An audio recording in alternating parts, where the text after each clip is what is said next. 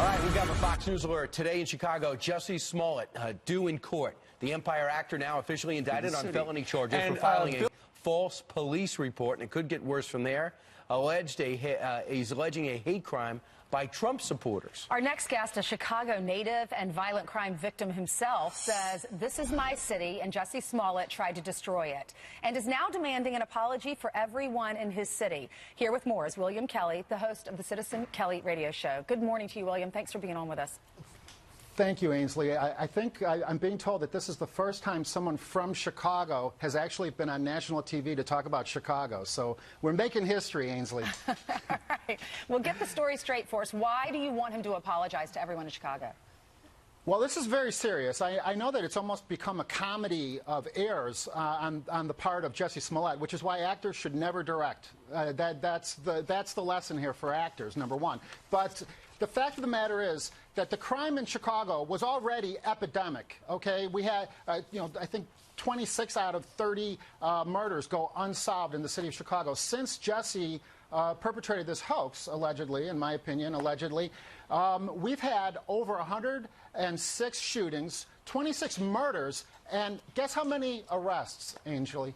How many? Six arrests. Okay, the manpower of the Chicago Police Department has been completely misdirected towards solving this hoax, which has created a national firestorm against my city, okay? The city of Chicago, the city that I was born and raised in, that I love with all my heart, that I was raised to believe was the greatest city in the history of the world, okay? And whenever I travel now throughout the country, throughout the world, the first thing I hear from people is crime, murder, and now Jussie Smollett. We cannot let this go without an apology and, in my opinion, an arrest, a prosecution, and a punishment. This particular hate hoax has to be atoned for. And the thing is, it's not about him, it's about others that could falsely do this and the ramifications. Now, you're a repeated victim of violent crime yourself.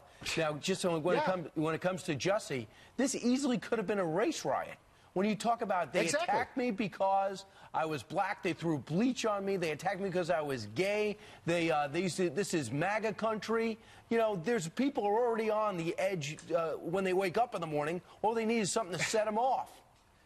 Exactly right. First of all, the good news is that nobody in Chicago believed this hoax, okay? Because, first of all, anyone who's ever been to Chicago knows this is not MAGA country. Despite all of my efforts on my, the Citizen Kelly radio show, we have not become MAGA country here in the city of Chicago quite yet. Okay, but the combination of first of all, this allegedly took place at 2 a.m. in the morning during a polar vortex, and bleach was allegedly poured over Jussie Smollett's head. Anyone who's been in Chicago for the last month knows that if any liquid was poured over your head, it would be frozen to your face for life, okay? I'm not a detective, but I do know that this hoax did not add up from the word go, not to mention the fact that anyone who's ever been raised in Chicago knows that the fact that nobody was shot during this alleged incident proves right there that this is a hoax. He kept his Subway sandwich. Exactly. He kept his phone. Yeah, that's exactly right. All right, William, thank you so much for being on with us. I'm a little concerned, though, about the Chicago police who actually exposed this hoax, because I'm afraid they might go down in history the way the Watergate, the night security guard at the Watergate Hotel is going to go down in history, because there's more to this hoax.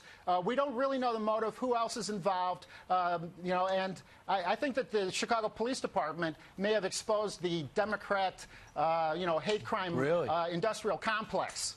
Well, see, there might be an accomplice involved. We know that. He's going to court today. William Kelly, thanks. Thank you, William. Straight ahead, the U.S.-born ISIS bride fled to Syria.